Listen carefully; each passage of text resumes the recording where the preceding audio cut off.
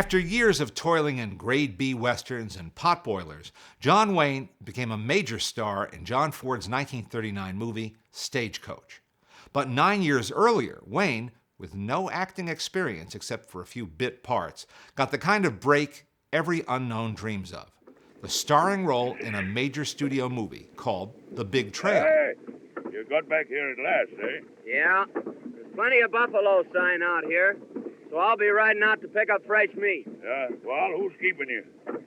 I'll see you at the river crossing. Hey. The film was a flop, and the actor's budding career was derailed. But in recent years, the picture has been rediscovered. The Big Trail is an impressive recreation of a westward trek by an intrepid band of pioneers.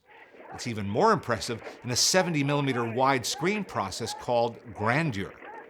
Audiences in 1930, who were still growing accustomed to sound, had never seen anything like this. But the Depression made it impractical for theater owners to install new projection equipment, and the idea of widescreen was put aside for more than 20 years.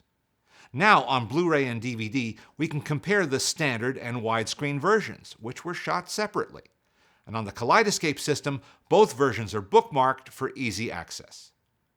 Director Raoul Walsh led an enormous cast and crew on a 4-month trek to film this saga, managing to move the camera in spite of cumbersome sound equipment in those early talkie days.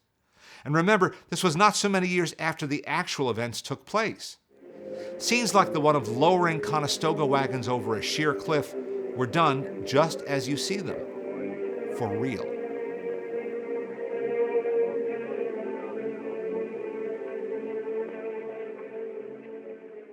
The storyline is simple.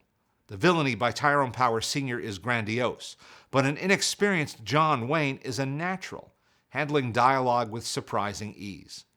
I think his star quality shines through even after all these years. Well, Miss Ruth, I got some good news for you. What? I'm going to be away for a while. I'm going scouting. Wasn't that dangerous in the open country? Lord, no. I love it.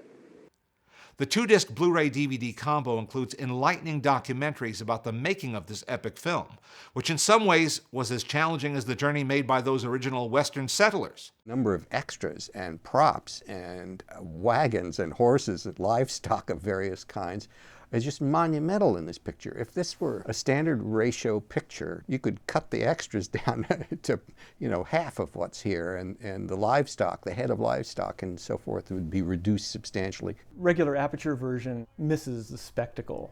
It's clear if you watch them side by side that often, but not always, they're filming the same take. I can't understand why The Big Trail was such a flop in 1930. But I'm glad it survived for us to enjoy today.